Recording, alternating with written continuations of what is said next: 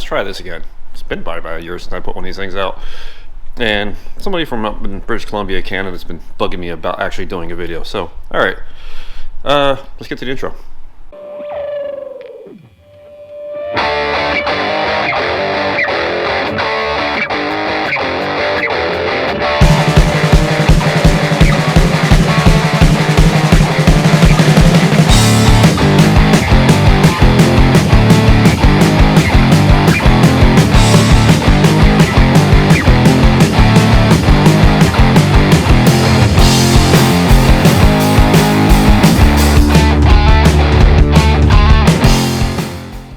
Busy. Working a lot. Animals have been taking a lot of time and money and effort. By the way, they say working. And I've just been like out in the garage here and there, working on stuff. Now that it's gotten a little cooler out, I'm not sweating as much. Did a bunch of work to the car. I'm just gonna take a look at it. Let's see what the hell I've been up to for the past year or so. Alright. Yeah. So Bodywork started, panel matching, got that going. And put a roll bar in it from S&W because they're not too far away from me here. Literally drove, picked it up, got the swing up kit off the Summit because I didn't like the SW kit because they have a plate that's actually better for side impact, and I still need to weld the plate on there. Got that on. I probably could have brought it closer to the door panel, but I wanted some room for it. The other big thing is, hey, take a look. It's actually down on the ground. Holy crap! How that happened? Well, finally got the suspension parts I talked about a year and a half ago from a Pro Touring F-body. Let's put it this way. Read into this as you like. Yeah, I'm just going to leave it there. Come to your conclusions about how I feel about him and his business.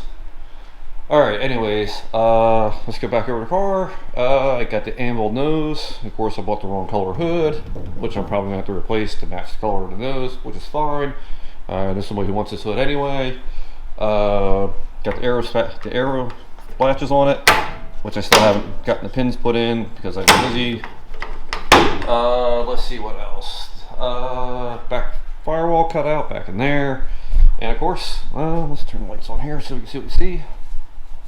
Come on.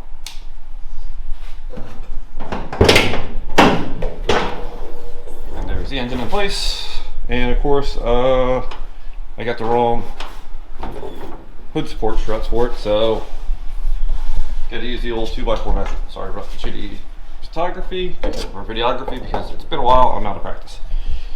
So yeah, there we go. There's the PTFE control arms, their coilover kit with like a coilover shocks. It honestly wasn't that bad of a install. Like everything kind of out and about.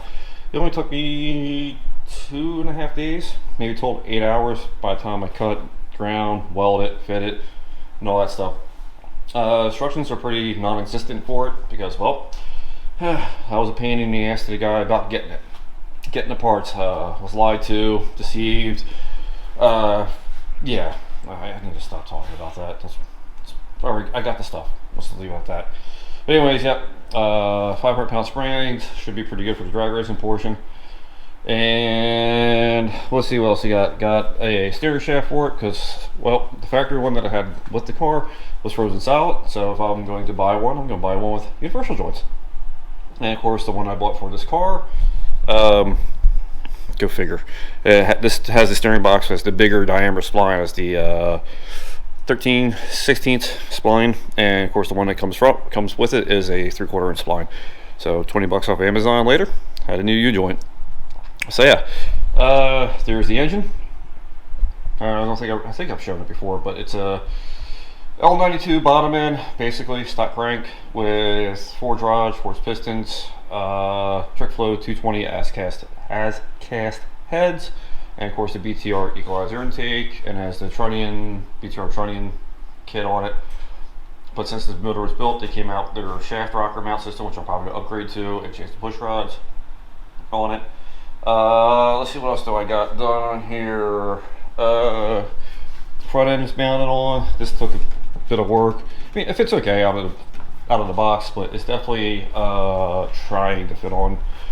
It's like Matt from Anvil is an awesome guy to talk to. They make really good products, but unfortunately for me working in the aerospace world, or parts that are supposed to be interchangeable on aircraft, when I get carbon parts that kind of don't fit, and I go, whoa, stop. Anyway, I called him up, or he called me up actually, and basically told me, don't be shy, move the shit into place. So basically this part here was down to here for the back of the flange here, and had to yank it into place. And everything pretty much not lined up, but it's aftermarket parts. What do you expect? You gotta force them into place where you want them. I see I start trying to mount, trying to get pin locations or whatever. I think I may abandon the idea. Just kind of screwing around with that just to see what I can do. See what else I got. CVF hood hinges are on there now. They're nice, actually, believe it or not. Problem is, I think, I don't know if you guys watched Lethal Camaro, he had a problem with them fitting his anvil hood and all. I didn't have too much of a problem, but the problem I had is they're too adjustable. I mean, it's great. You could get all kinds of adjustability out of it. You know, like an 1/8 inch turtle, move the whole thing a 1/4 inch. So, yeah, excuse me, needless to say, there was a lot of back and forth and a lot of hours spent on trying to get the hood aligned. Alright, what else did I get for it? Downstairs in the basement, I had the anvil carbon lower spoiler. What else did I get? I mean, obviously I like anvil stuff. I think they make great products. And let's see what else. These things are sexy as F. If you watch on my Instagram page, every once in a while I'll post an update on this thing. But these things, I don't know why. And stupid little stuff like this, I like. It's an anvil carbon fiber with black anodized aluminum door handle. Don't ask me why. I liked it. I thought it looked pretty. Yeah, go figure. It looked pretty. Same reason why I want my Cadillac ATS-V. It seriously looked pretty. No other reason. See what else we got. I have in those boxes anvils, 7-inch halo headlights with integrated turn signal and park lights for the RS lights go that are in there. So yeah, I think is that about it? Yeah. Like I said, besides dicking around with Bodywork, like I said, panel matching and stuff there, trying to get the spoiler to fit because I'll tell that story in a minute. Old parts, I need to find a home for them. And then you can see the panel gapping. I have what the hell is that guy? His name? He used to be on King Dig It. Bryce. He has his own block set for big kid blocks. He has a panel gapping tool. It's like right at the 200,000s mark, and it works awesome. So just basically take it in, drag it down, and see where it's tight, see where it's loose, add metal, take away metal, whatever the case may be. Same deal down here. As you can see, it's pretty snazzy. Yeah, I like the word snazzy. Pretty good there. Still obviously need a shitload of bodywork later to actually get everything nice and straight. I mean, I'm not going for ultimate show car quality. I just no interest in it. Daily driver, higher caliber daily driver. You know, something people get pulled to a show. People go, but when you actually go to a car show, people will go, no, that's not right. So I'm okay with that. Let's see. Obviously, there's a bunch of metal grinding dust on there from doing the coilover kit. Just that's sitting there in space. Trunk kind of fits. You can see I haven't really fully done gapping on the trunk yet because I was waiting for the car to be on the ground before I did any real gapping. Sitting on the suspension, sitting on with having a roll bar in there, as you see back there. And let's see, look in the trunk here real quick. So you can see the box is up in there for the roll cage to mount to instead of trying to smash it to the floor. And then I even got the pretty little plugs in there for the assembly line stuff. The other thing problem I had with the anvil trunk lid was trying to fit it. This blew out. So there's a panel, piece of metal bottom on the back there. I still got to clean it up, put a little bit of fiberglass reinforced filler in there, and try to make that fit to the car. Which leads me to the next thing. Come to find out, now everything's sitting on the ground. I know I measured once, twice, probably 15 or 30 times easily. This quarter is sitting a little higher. Is what it is. It's sitting at about a 3/16 of an inch higher on this side. This is what it is. First time ever really cutting a car apart this far. I can't complain. 3/16 of an inch for 1/4 sitting higher. Oh well. I have to live and learn. Next time around, if I ever do a car this in depth with replacing frame rails, floor pans, and all that, building a frame jig. No way around it. I debated on this car. But I was thinking, it's only one time shot. Yeah. Live and learn. So, yeah, I think today's goal is to be actually blowing the car apart so I can put it back on the rotisserie. Reason why is so I can finish down the bottom of the car. I think one of the last videos I put out was subframe connectors, pins around the window, and then I think that was it. I did a short, if I remember right. And so yeah, now that the biggest thing was I want the roll bar in there. That way I could get back underneath. Any wells that burn through or holes I burn through, I could go back, fix them, grind, everything. But one thing I'm definitely going to do is, for in the back here, where the package tray comes down to, pick a piece of aluminum, cut it, and probably I'm not gonna weld them. Just panel bond on some angles and stuff, because I can always knock them off later if I need to, just to cover off that back wall. Alright, I guess it's time for me to struggle and see how long it's going to take for me to at least get the front sheet metal off, radiator support, and all that good stuff. So I can put my earplugs in and put some heavy metal on and get to work.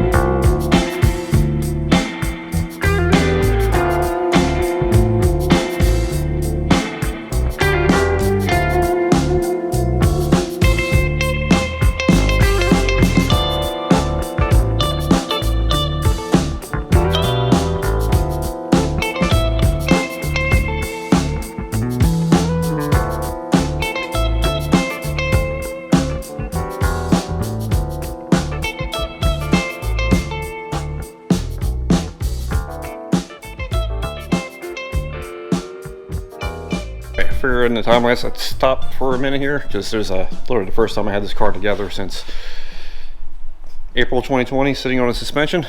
Wanted to do a couple checks before I actually blew it apart.